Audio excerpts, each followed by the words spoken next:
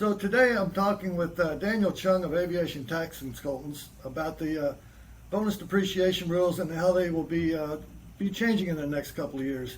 First off, Daniel, would you like to tell us a little bit about your company? Absolutely, Jeff. Thank you for the opportunity. I'm Daniel Cheung with Aviation Tax Consultants. We started in 2003, so we're entering our 20th year doing tax consulting, and 100% of what we do is airplanes. So every one of my clients has airplane. Either they fly themselves or they have pilots flying themselves nowadays, more and more.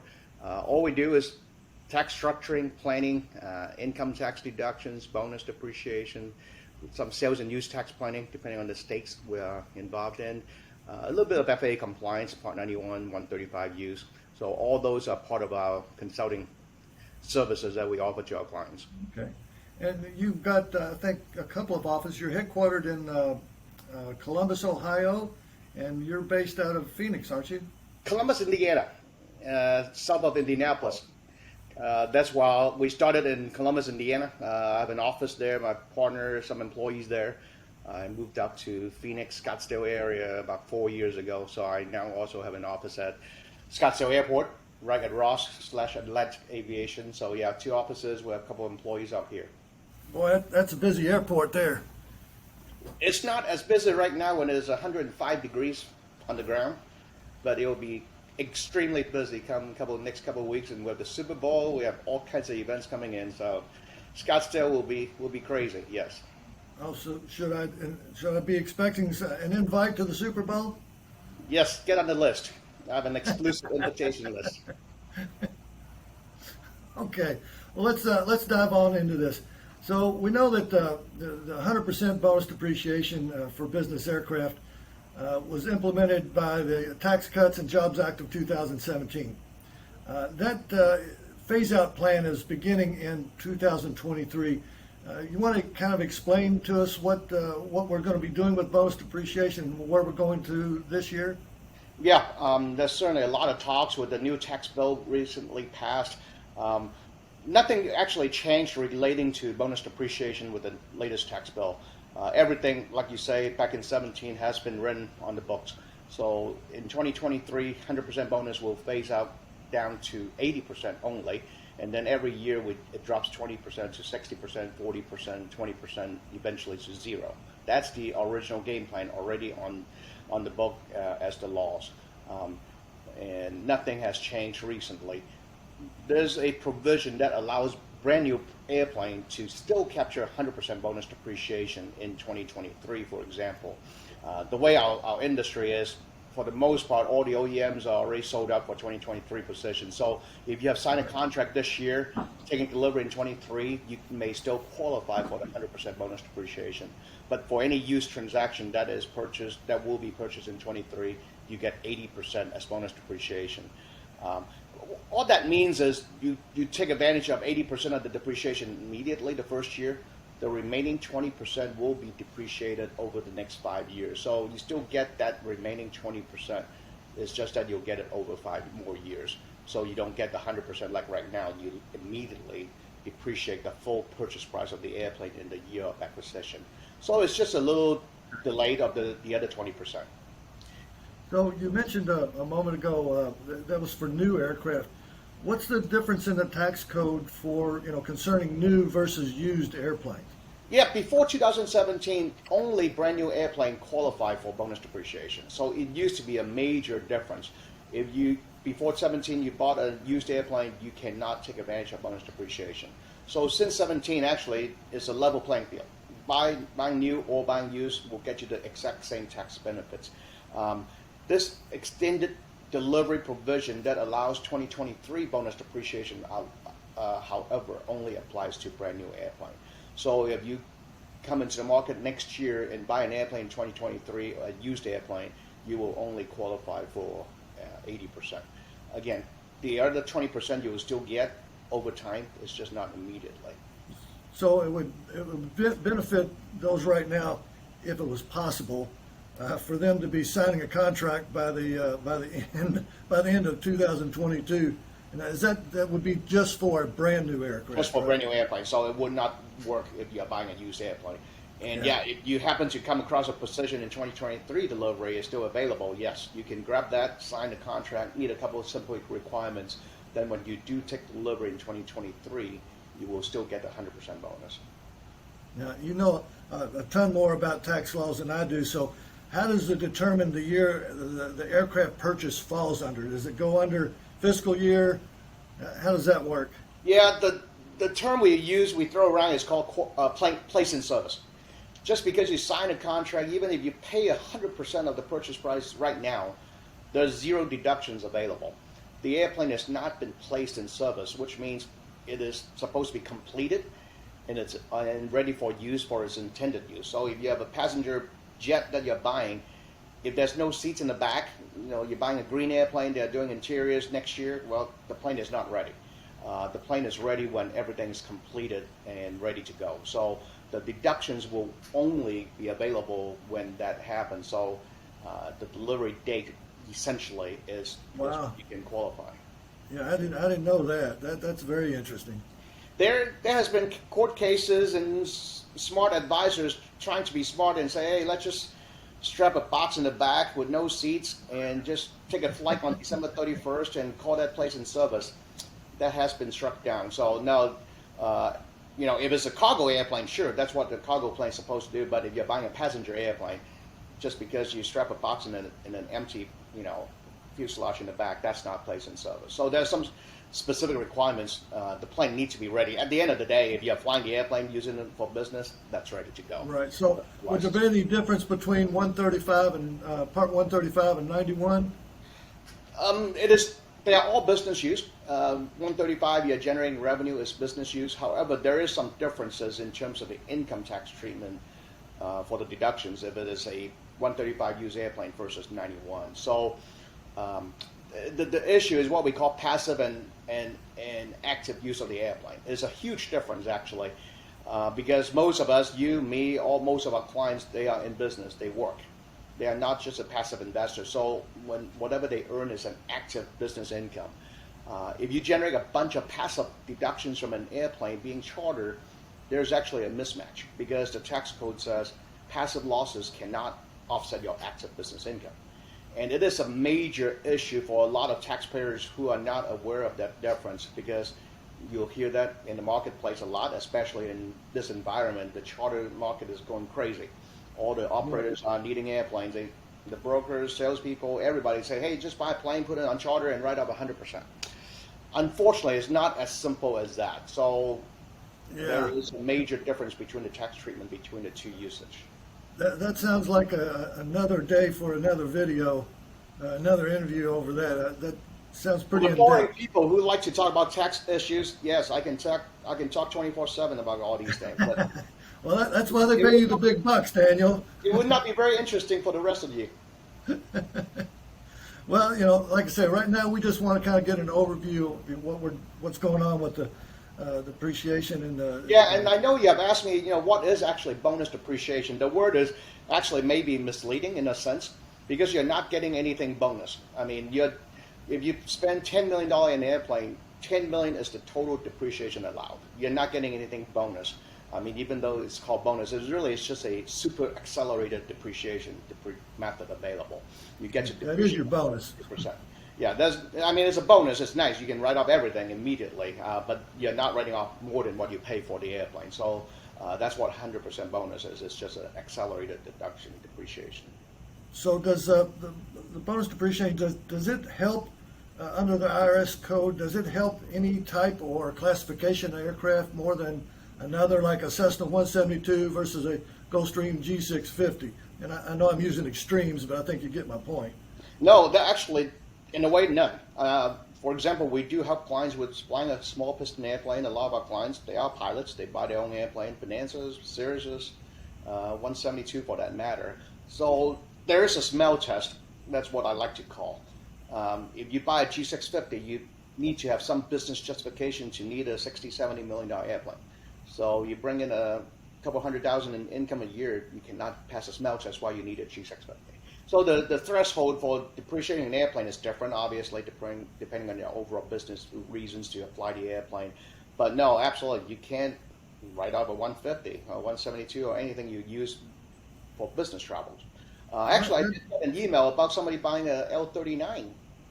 Can you write off an L39? Well, if you use it to go to see clients, go to meetings, absolutely. Nothing like having an albatross in your hangar to go on personal business, right? Well, you get there really fast and burn a lot of gas, but you can certainly justify writing off the airplane.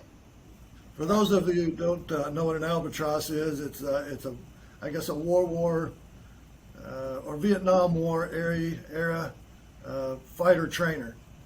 So to say that you would be buying that for personal transportation would be an understatement for sure. So that does bring up kind of a question I have, Daniel. You mentioned you have to pass the smell test. Does that mean that a high wealth individual is going to have a different tax bracket or different depreciation rate than a corporation, a Fortune 50, 100 company? The corporate structure, what we set up, will make a difference. A big company like that has what they use usually as a C corporation, for example. The corporation itself pays taxes versus a lot of other clients, smaller businesses, all the entities pass through to their individual tax return. So the individual tax rate right now is a lot higher than the C corporation tax rate. So yes, there is a difference in terms of the tax benefits or the amount of tax benefits depending on what the ownership structure is. If it's an individual tax rate, you're talking about over 40%. Versus a corporation right now could be at 21, 25% or somewhere lower. Oh, So big difference. yeah, there is a difference in between, depending on what the overall structure is and how the airplane is structured, there is a difference in the tax rates and benefits. So one question I'll just throw out there because I don't really know or understand taxes at all is, does this also work in conjunction with like a 1031 tax exchange? How does that, they work together, right? Well, used to be. There's no more like kind of exchange. So officially, you cannot do a trade-in and defer the gain like in real estate. Real estate, you can still do like kind of exchanges. So 1031 was actually removed from the tax code in the 2017 Tax Act. So right now, if you sell a plane that you have previously depreciated, there will be a gain recognition.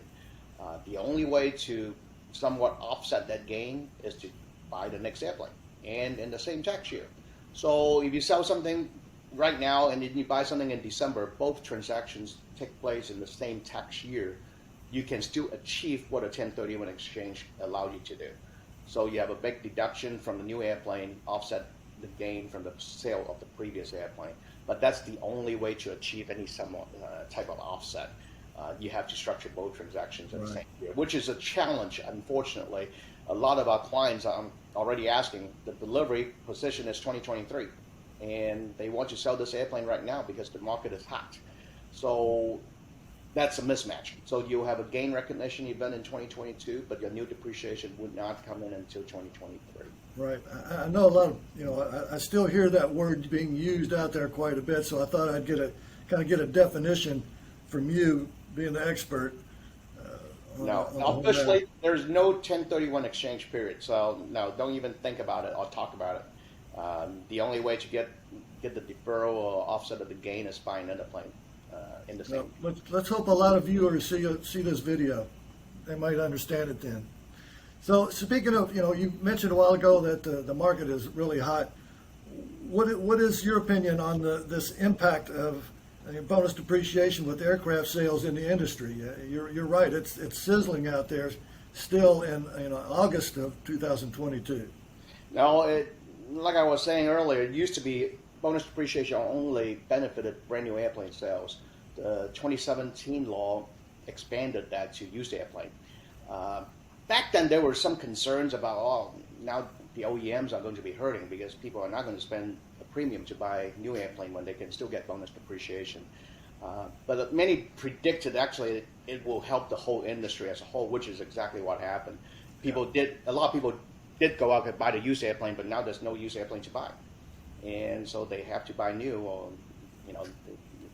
there's no other choices other than to buy new. So it really does, help the whole industry overall. And the last 2 years, unfortunately, even with COVID affecting the country not very well negatively, but it certainly didn't hurt our industry because a lot of people who can afford to fly private decide, well, that may be better compared to flying on the airlines or even charter for that matter in an airplane that has numerous other people in the past for health reasons, and the airlines scheduling certainly is not helping their costs. So our industry, as everybody knows, has been going crazy for 2 years, 2+ years. That does bring up an interesting thought. What words of wisdom would you have for a first-time buyer moving into corporate aircraft or personal aircraft for that matter?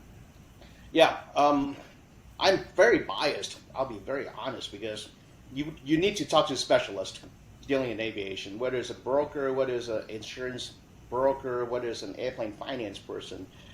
There's some benefits talking to specialists who deal in this business on a regular daily basis. For example, for tax planning purposes, I think your CPA can probably figure things out versus by using a specialist like ourselves. But we have seen all the situations. We know all the getches and whatnot. So getting a team together is important, especially in this marketplace. If you find an airplane, you need to move quickly. You need to have the plane ready to go. And year end's coming up. Everybody that has a tax situation, they want to close an airplane by December 31st.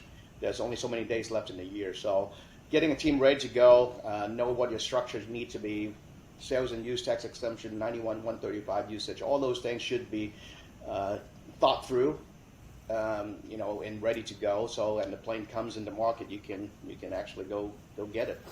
So having a game plan ready, a team ready is certainly is important.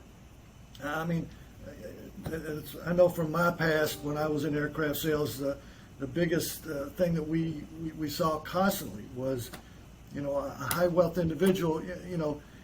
He earned his money in his day at what he was really good at, but he was not an expert at picking out the type aircraft that he needed. And we saw it so many times, still see it today, where they'll go in and try to, negotiate and think they know what aircraft to buy, and then inevitably they end up buying the wrong aircraft, paying way too much, or major maintenance is due right around the corner. So, if anything comes out of this conversation, can't overemphasize is, make sure that you hire a real legal expert in taxation of aircraft, and knows what they're talking about, not just the tax guy down the street, so to speak, or really, I hate to say it, but even your in-house tax guys, they're not experts at aviation taxes. Wouldn't you agree? Generally, that is the case, and most tax people, they are pretty open to working with a specialist, because, like you say, they don't know everything about every facet of the tax code. So there's certainly some benefits in terms of what we bring to the table in terms of our expertise on this industry. That's all we do. Right. That's all we do. Right. Yeah. Well, Daniel, we certainly appreciate you being with us today, and just ask you one more question. We just started in the fourth quarter. Any good words of wisdom that we should be thinking about for this last mad dash till the end of 2022? It may, in some cases, it may be too late to get started, but you certainly need to get started. That's the key. Inspection takes time. Finding an inspection shop, maintenance shop to do inspection takes time, or maybe they are not even available. So a lot of different things can delay the closing. Financing, if that's important, you need to make sure you have that lined up. Structuring, planning, we like to say we can get things done pretty quickly. So, if you give me a few days, we can get things done. But the rest of finding the airplane, bringing the airplane from overseas, for example, is a common thing these days. So all those things takes time. So, if you think you need an airplane for this year for income tax reasons, get started early. That's the most important point. Okay. Ladies and gentlemen, Daniel Cheung with Aviation Tax Consultants. Daniel, you want to give us your web address so people can find you? Yeah, it's Aviation Tax Consultants, all one word, www.aviationtaxconsultants.com. You can find us. I have a lot of articles in the past talking about various things about airplane taxation issues. Happy to help. And you can always find Daniel through globalair.com. Great. Daniel, thank you so much. Have a great and wonderful day. Thanks, Jeff. Appreciate it.